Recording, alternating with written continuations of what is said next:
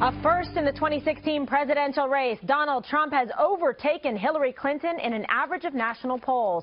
Real Clear Politics shows Trump slightly ahead of Clinton. He has 43.4% and she's at 43.2%. Before now, national polls always heavily favored Clinton. Her lead slipping since Trump became the presumptive GOP nominee, but she says pay no attention to the polls. Polls this far out mean nothing. They certainly mean nothing to me, and I think if people go back and look, they really mean nothing in terms of analyzing what's going to happen in the fall. We're not going to let, at least my campaign, is not going to let Donald Trump try to normalize himself in this period. I do not want Americans and, you know, good thinking Republicans as well as Democrats and independents to start to believe that this is a normal candidacy. It isn't. Trump says his numbers are only going to keep going up. Here's why. She's ineffective. Bernie Sanders said she's not qualified to be president, and he meant it. And he said it because, you know, frankly, with her decisions, you look at Libya, you look at offshoots of Libya, Benghazi, et cetera, so many different things. We could go on for days. When you look at her decisions, just bad judgment. She suffers from bad judgment. And that's Bernie Sanders saying it. I mean, he has, you know, been rather nice to her. He didn't pick up on the emails, which I think was a big mistake. I'm going to pick up Big League because, frankly, she shouldn't even be allowed to run for president. Woo! Them's fighting words. All right. RBI. One of your nicknames. Me? Yeah, I want to go over the numbers with you because this is an average of polls. Should we do that? Yeah, because this is the way we've been following it very closely. And then Juan, I know, has something to say. The first poll taken after Donald Trump in middle of June announced he had 1%. He was in last place with 1%. And then everyone said, the establishment, the left said, oh, you know, he can't get out of the basement. He'll never give anyone a run for their money. Then he started to lead, and then they said, well, he can't get 30%. That's his ceiling. And then 40% was his ceiling. And then, oh, you know what? The Republican nominee can't even break 50%, so how can he possibly be the nominee? He'll never be the nominee. Then he took out 50%. He became the presumptive nominee. And then it was, oh, you know what, but head-to-head, he's getting crushed by Hillary, 15 points. Well, that was the debate for a while. And as those earlier polls rolled off the Real Clear average, the ones where she was leading by a lot, and time went forward, and he was the presumptive nominee, the older ones where she was leading they left, and the newer ones where it came closer until the point where this week, for the first time, Donald Trump now leads Hillary for the first time ever in the average. Not an outlier, in the average. So as he goes, he gets stronger, but for some reason, the Never Trump crowd just never believes it. Okay, so these are all still within statistical margin of error, right, Juan? Now, some people have said, hey, well, he's getting a bump, which is, you know, customary and to be expected when someone becomes the presumptive nominee, whether GOP or Democrat. What else do you have to say to defend this rise? I don't have to defend it. It's real. I think that what we've seen, if you look at the pattern, is that Trump's been picking up momentum. So it's not one poll. I think it's several polls. So we had two major polls over the weekend, NBC Wall Street Journal, ABC Washington Post. One has Clinton lead, one has Trump in the lead. But the point is, they're both within margin of error, as you said, Kimberly. The big point here is that what we're seeing in this phase of the 2016 cycle is Republicans really consolidating around Donald Trump. He is plus 14 in terms of Republican support in the last month. That's where this is coming from. That's a big number. Right. So what we're seeing is that the Republican base, and much of it in opposition to Donald Trump in terms of their votes, more than 70%, are now saying, look, he's the nominee, I'm going to get on board. You have people like Mitt Romney still not on board, complaining, yammering about taxes. People saying, hey, this is a guy that flip-flops. He doesn't hold to orthodox opinions, Paul Ryan, all the rest. But for the most Republicans, they say, he's the nominee, so I'm a Republican, I'm on board.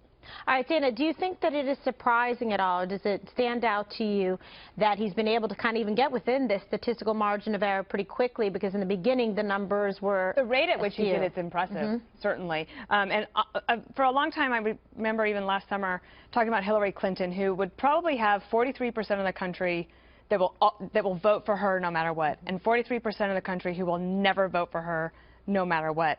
And in this election cycle, like other general elections, I think you get finally the Republican nominee. Yeah, right. We had a terrible or a very interesting primary process. That consolidated. Now you see Republicans saying, okay, I actually thought that Holman Jenkins in the Wall Street Journal on Saturday had one of his best columns. If you are not persuaded yet to vote for Trump and you're a Republican, he had made a very good business case, so I'd encourage people to take a look at that if you're still on the fence. So 14% of the country is probably up for grabs at this point. The problem for her is that she doesn't get better on the trail. She continues to lose primaries. I also think that her point about not allowing Donald Trump to look like a normal candidate, that's what she was saying on Meet the Press, that's actually the appeal. They don't want a normal candidate.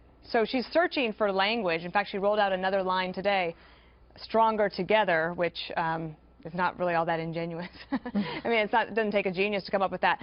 But she's trying to figure out a way to unify her party so that she could at least keep these numbers even, because I think the risk in the next 3 weeks until the California primary, if she doesn't put Bernie Sanders away, is that Donald Trump will pull way ahead of her until she can unite the party.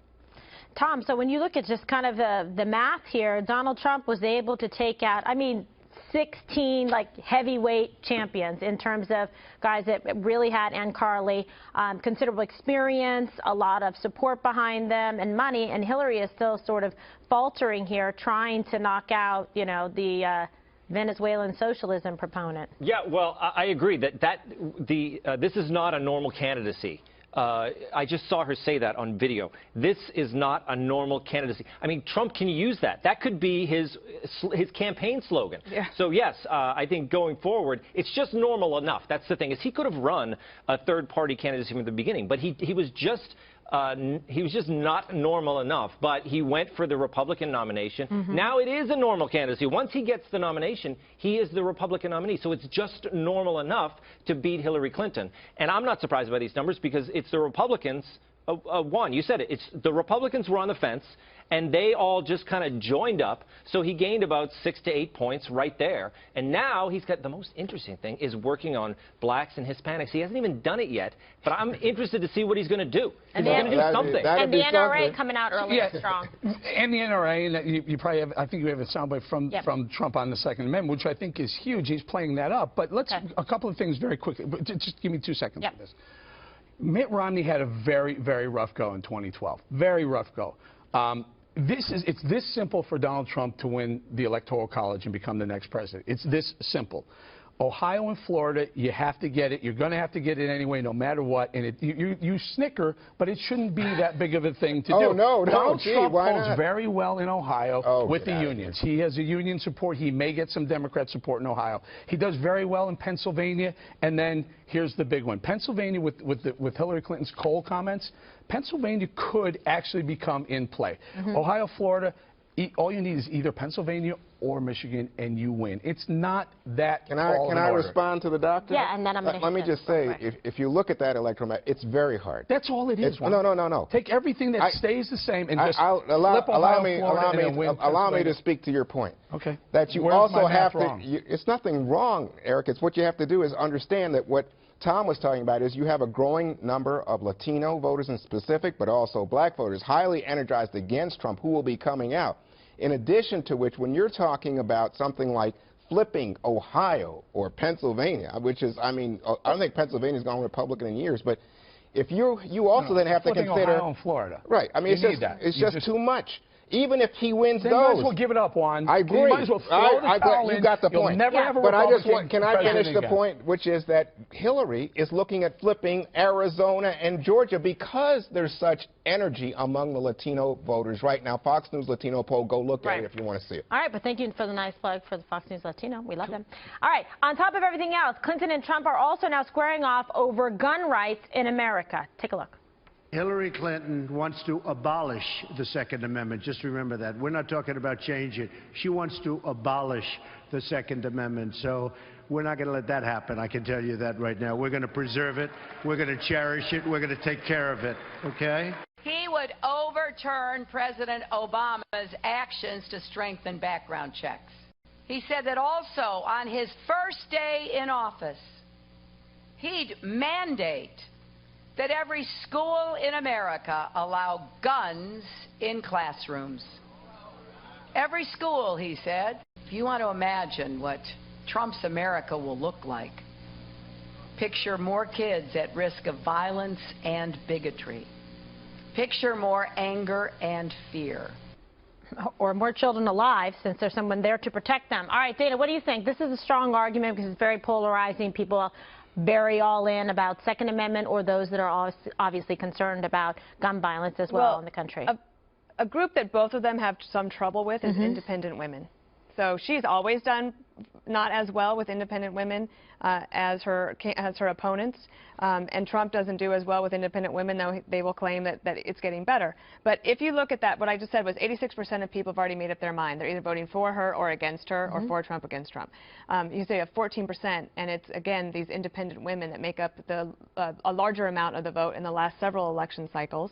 That might change this time around because men are energized this time around. I think that her messaging, if Trump can figure out a way to talk about what he's talking about with gun-free zones in schools and at his hotels or whatever it might be, movie theaters, if he can talk about that in a way that makes your point, which is that people would be safer for that kid, like that's a harder argument to make than the one that she's making. I think that at the moment she's pretty persuasive. Yeah, but she's also misstating it, I think, a bit, Tom, too, because he's talking about having specific people armed in a school that would be trained and qualified so that you would eliminate soft targets in places like movie theaters, schools, that type of thing. Yeah, and why I mean, this is the argument she was talking about, guns, is the same argument she uses on Republicans always. You know, so if she's saying this is not a normal candidacy, she's got to come with different arguments against Trump. This is kind of the same old stuff. It's not that impressive. Well, let me give you a different argument against Trump on this one, which is that this is a guy who supported an assault weapons ban. This is a guy who supported longer waiting periods back in the 90s. So it looks to me like you could say, I wonder if he's just pandering to the gun vote in America at this moment. I think if I was a strong Second Amendment guy, I'd say, is this guy serious, or is he just saying this? Okay, you'd say that, but then would you go to Hillary? No. No, well, I know, but Hillary's never been for banning gun rights in America. In fact, that's a problem for him, that he says, oh, Hillary's going to take away your Second Amendment right. She's never asked back then. Has Hillary evolved on the crime bill? On the crime bill, yeah. Okay, so she has too. What, the crime bill or gun rights? What are we talking about? The crime bill. Remember when she was out there pushing the 94 crime bill? Yes, she says now that she wouldn't use... No, she didn't say that. So she you're said going she to wouldn't say use Donald Trump is pandering because where he was in the 90s may be differing from where he is right now. So he's pandering, but Hillary's not pandering by flipping where she was in the 90s on the crime bill. No, she said the super predator. She didn't say the bill was a bad bill. In fact, Black Lives Matter said it was a bad bill. Bill Clinton, if you recall, came out and said, hey, this bill saved black lives. What are you people crazy? She also did say that she made a mistake by pushing the crime. But she was talking about the punishment. That's what I think. Talking about the 3 strikes and you're outlawed. Bill Clinton that's voice the crime impersonation bill. you did? I know, but it's not gun rights. I know. My point was, yes, Donald Trump evolved or changed his tune on Second Amendment, whereas Hillary Clinton did the exact same thing with the crime bill, but one is bad, one's saying pandering, it's okay for Hillary to evolve and change her mind, but not Trump. It just depends on who you like. Look, these guys are all political. I don't think it's the same thing.